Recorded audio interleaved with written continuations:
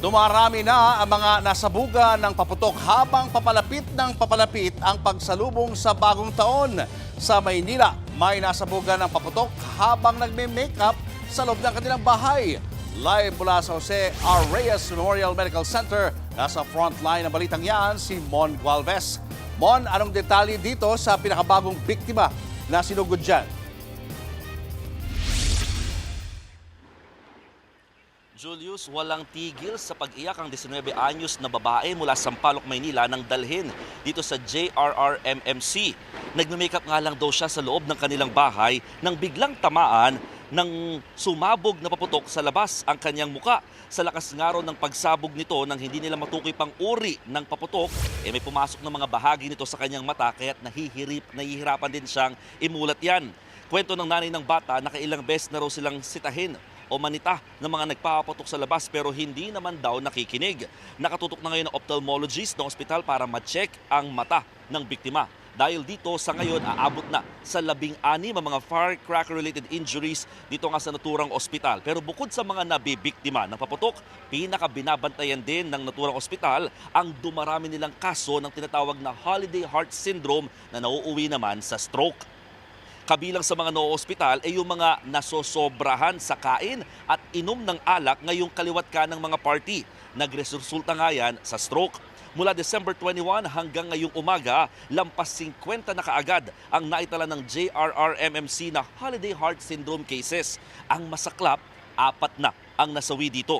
Pangamba nila, posibleng madagdagan pa ang bilang na yan kasunod ng Medianoche at pagsalubong mismo ng bagong taon. Pakinggan natin ang pahayag ng pamunuan ng JRRMMC. Kapag po ganito pong holiday po, lahat po gustong-gusto kumain, no? Napapabayaan po yung kanilang diet. So yan po yung isa sa mga reason po. Tapos syempre meron na silang comorbidities, meron na po silang hypertension, meron na po silang existing medical problem. Tapos hindi pa po nababantayan yung pagkain nila. Sa mga nabiktima ng paputok, again may 16 ng kaso na naitala dito sa JRRMMC. Halos kapantay na yan ng 17 naitala noong nakaraang taon sa parehong panahon. Napansin doon nilang karamihan sa mga nadadala rito sa ospital pawang mga menor de edad. Itinuturing silang mga active patients o sila mismo ang may hawak at nagpapaputok. Ang ilan sa sinisising sangkot na uri ng paputok ay triangulo o 5-star, king kong, plapla, bawang at mga hindi na nila malamang uri ng firecracker.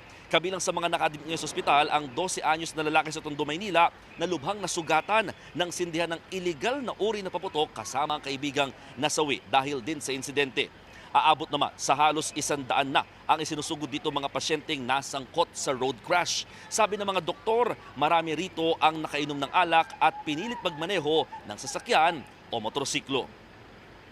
Julius, sabi ng pamunuan ng JRRMMC, posibleng mas dumami pa raw ang bilang mamayang hating gabi hanggang bukas ng umaga para naman doon sa mga nabibiktima ng paputok dahil sa mga pinulot na hindi sumabog na firecracker o di kaya naman habang sila ay nagilinis ng mga pinagsabugan ng mga paputok.